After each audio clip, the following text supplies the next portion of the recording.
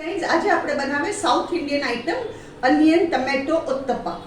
એના માટે મેં તમને ઓલરેડી રેસીપી આપી ચૂકી છું. મારું ખીરું મેં કેવી રીતે બનાવ્યું.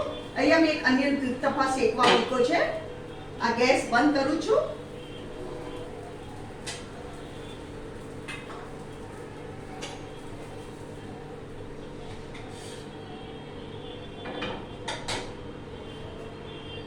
આ છે અનિયન ટમેટો ઉત્તપા. આના પર શું કરવાનું આપણે, આ બટર છે.